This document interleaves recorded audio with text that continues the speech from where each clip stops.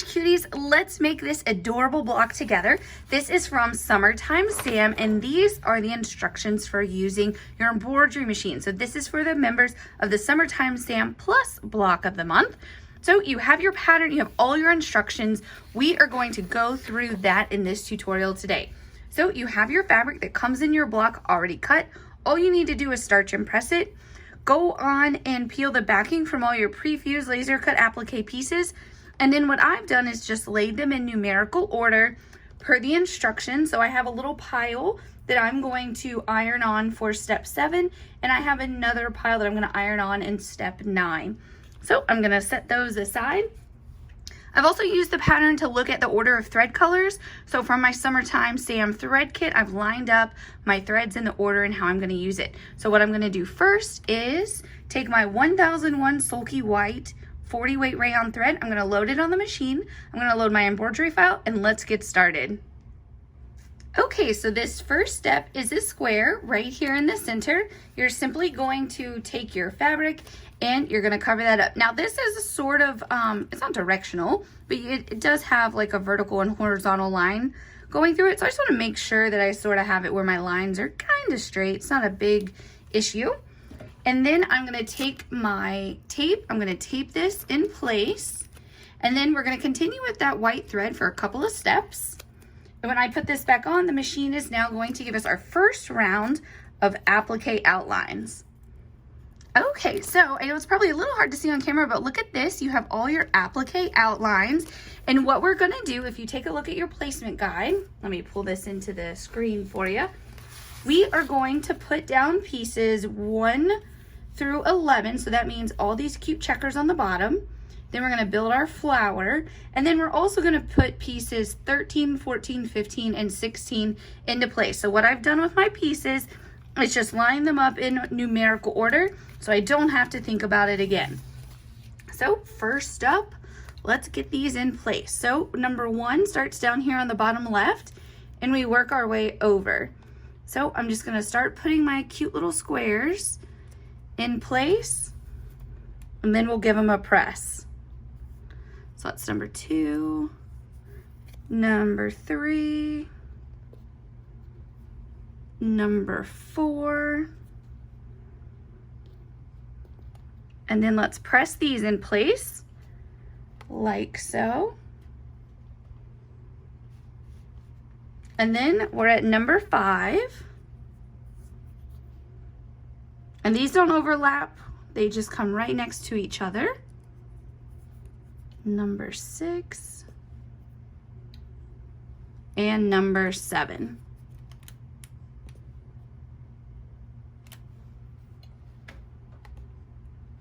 And now we're going to build our flower. So we're going to put down piece number 8, which is this left leaf.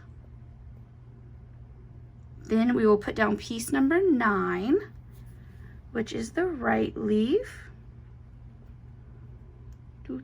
And then let's give this a press. How cute is this? I'm so excited to make these blocks every month. I hope you're just as excited. Now we're going to put number 10 in place. There we go. And then number 11 is our cute flower. Perfect. And now we're going to do 13, 14, 15, 16. So that's our 2 gray wings first.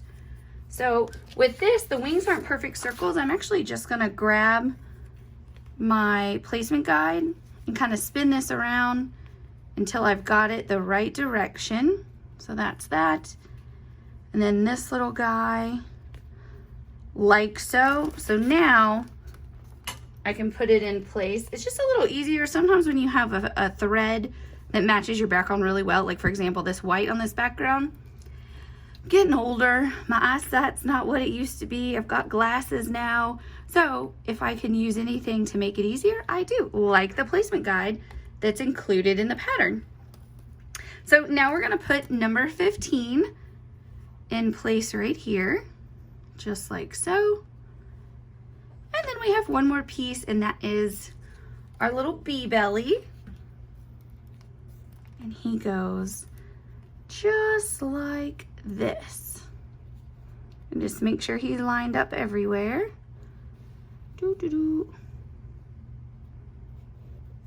There we go. Let's give him a press.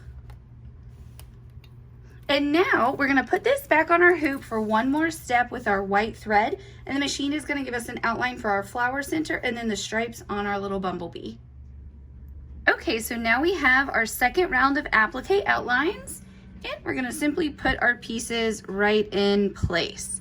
So we have our little oval right here. Oh, I had it right the first time. I was just checking it. It's not a perfect oval. So all the artwork for this quilt is by Amy Bruecken of Amy Bruecken Designs.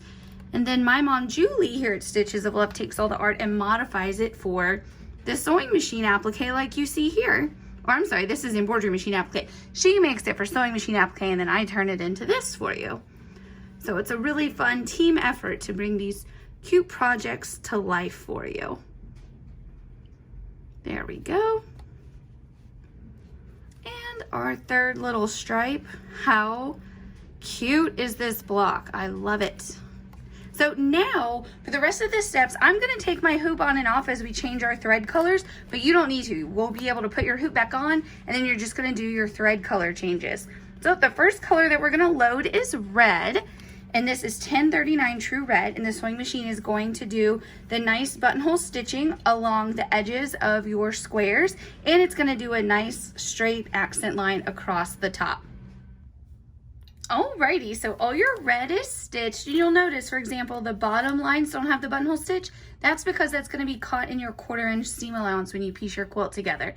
So your stitching is just around the top ones, and then of course the inner edges on the bottom row. So now we're going to put on spool number 1177, the avocado green, and your embroidery machine is going to stitch the 3 pieces of the base of your flower. Okay, so now the green is stitched on your flower, stem, and leaves. And so now we're going to load 1253, this beautiful blue, and the machine will stitch around the outer edge of your blue flower.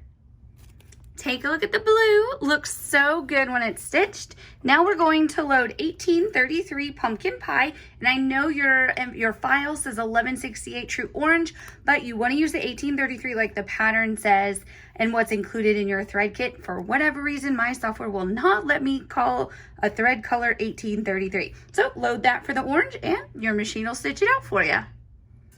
So now the orange is stitched and your flower is complete. Now we're going to load the black thread, the 1005, and the sewing machine is going to do the accent lines and the buttonhole stitching around your wings, and also do all of the buttonhole stitching around the black on your bumblebee. Take a look at your cute little bumblebee. He's got his fun little flight path. Now you'll have to trim the little threads. This is a dashed line, so you're gonna have to trim those little jump stitches between them. It only takes a second. And then a little trick, if you have a little phrase when you do that, just grab a piece of your tape, put it right over it. You know how when you cut little threads, it'll kind of spread around? Just get a piece of tape and it's like a lint roller for you. So now we are on our very last step, and we are going to load Butterfly Gold 0567, and the sewing machine is going to do a buttonhole stitch around the outer edges of your bumblebee. Alrighty, so your block 1 is complete from start to finish, all in your embroidery machine. So awesome. So your next step is to trim your block, and there's 2 options. You can either keep this safely stored until the end of your block of the month and you're gonna make your quilt, or if you're gonna store it nice and flat, you can go ahead and trim it now. It just depends on how you're gonna store it, because if you get it too wrinkled in the meantime, it's not going to be very accurate if you've cut it now and then you wrinkle it and you have to iron it all again. But I'm going to show you a trick for cutting it. So you can use a ruler to line up right along the edge of this outer stitched line. That's your trim line. Or if you happen to have one of these handy dandy 7.5 inch rulers, you can line this right up. It's going to line up right with your stitching. And when you put this in place, you can simply trim your block. So I'm gonna trim it because I want to show you just how cute it is. I do have to rotate a little. Wish I had my rotating mat, but I don't. But this is easy to line back up. Look, I'll just cut that out of the way, this little bit out of the way, and then just line up perfectly here And you are cutting basically right on your stitched line. So just a cut here and here. Oh my gosh, and we're gonna see our adorable block. Are you ready?